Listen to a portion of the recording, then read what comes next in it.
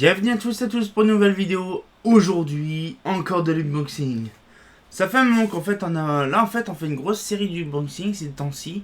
C'est impressionnant, c'est un truc de malade. Et donc du coup aujourd'hui nous allons découvrir ceci. C'est pareil comme une fois. Je ne sais pas ce que c'est. Je me rappelle plus du tout ce que j'ai commandé. Je pense que c'est encore, comme de bien entendu, un catalogue. Franchement, là, je vais découvrir mon outil magique. Franchement, là, je ne sais pas ce que c'est. Donc, du coup, c'est pareil. Hein. Donc là, on va découvrir ça avec un... On va un petit peu... Voilà. Un peu mieux. Alors... Je ne sais pas vraiment ce que c'est. Alors, du coup, on fait vraiment le truc comme ça. Voilà. Voilà. Donc, du coup, comme je vous disais... Donc, j'espère que les petits formats d'unboxing vous font plaisir. Parce que bon, après, moi, ça me fait plaisir parce que c'est de la découverte en x10. Donc, du coup, voilà. Donc, hop, hop. Et hop. Alors. Ah. On n'est pas bien, là. Regarde. Des Mazda Contact. Alors là, par contre, ceux-là, si je m'abuse, les Mazda Contact, ils ont un truc de particulier. Alors, je ne sais plus c'est quoi. Une liste des lauréats. Ouais. Il y a quand même pas mal de prix. Alors, nous avons le numéro 91. Donc du coup là-dedans, bon bien sûr je vais vous montrer. Oh, il y a une magnifique logo Ahura là. Oh, je trouve magnifique. J'aime bien ce logo là en fait des années 60. Le logo Ahura classique des années 60. Donc là du coup sur celui-là je ne me rappelle plus vraiment centre d'expédition de stockage de Sucy-en-Brie. Donc là un petit peu là. Donc là, paf. Ah, les jeunes ils s'amusent à dessiner des poupoules. Voilà. Là. Ah oui. J'avais pris ça. Parce que ça explique un petit peu le fameux tunnel. Ça c'est quand ils ont tracé le tunnel sous Mont Blanc.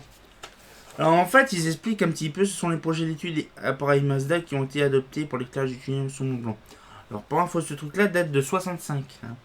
Cette installation actuellement... Vous savez ce que je vais faire, j'ai pas besoin de vous le dire. Voilà. Je vais remettre bien sûr la caméra avec amour. Voilà. Alors, bien sûr, c'est rapide. Cette installation actuellement en cours est réalisée avec des lampes Mazda Fluor TFRS 40 blanc super dans un appareil, voire les figures étudiées conjointement avec la société le projecteur standard. Dans le projet luxe. Parfaitement intense au jet et aux poussières et aux fumées. Constitué d'un tube en Pyrex. Ah, c'était du verre en plus. Ah ouais. Doté de 2 flasques d'extrémité en fonte. Ah vache, elle devait être lourde. Hein. D'une d'elles contenant le ballast. Le changement des lampes s'est fait par une des extrémités. Le réflecteur est monté sur tiroir pour pouvoir être sorti de la gaine.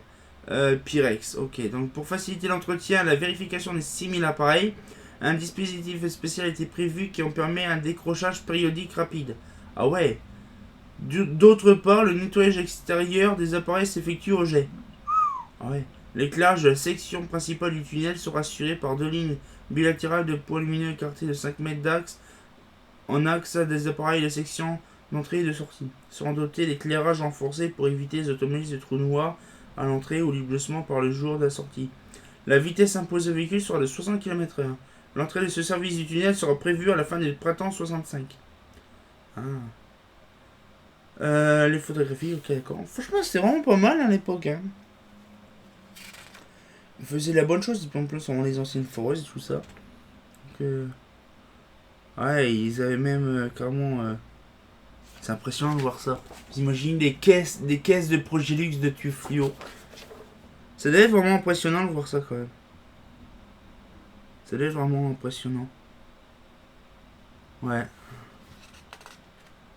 Les mecs, à l'époque quand même, quand t'as déjà livraison des premiers appareils, on imagine la quantité des appareils tout neufs à l'époque. C'était impressionnant. Donc là, celui-là, je crois que c'était sûr. Justement, le en question. Le truc. Dans la Polyvision. Ah, je connaissais pas ça, la Polyvision. Là, ok. Donc du coup, le petit machin. Après, nous avons encore un Mazda Contact. Bon, j'en ai pris deux, hein, bien sûr. Là, un deuxième Mazda Contact. Je ne sais plus ce qu'il y a dedans, en fait. Le projecteur Mazda Destination Brasilia. Donc là, ils expliquent un petit peu le truc. Hein. Par contre, la brochure est vraiment mal faite. Le Mazda Contact est vraiment mal fait, en fait. Ça se voit qu'à l'époque, ils se souciaient peu de la qualité du truc.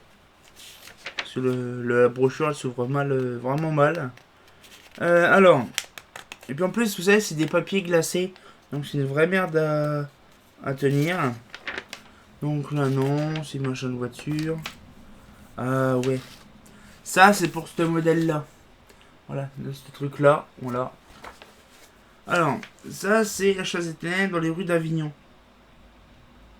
Détail de lanterne holophane, une lampe Mazda MAF 250 éclairage au sol, 1925 éclairage des frondaisons, équipé à chaque foyer. Équipant à chaque foyer. Ouais, ça va être un sacré bazar ce truc-là.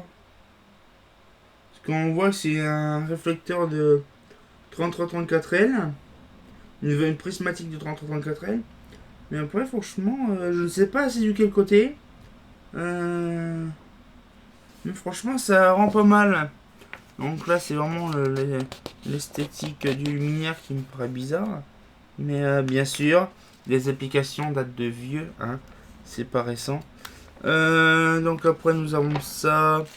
Donc là, après, nous avons les compteurs dans l'époque.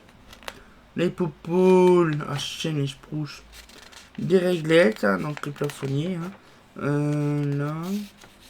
Le microscope électronique. Enfin, les premiers microscopes de l'époque.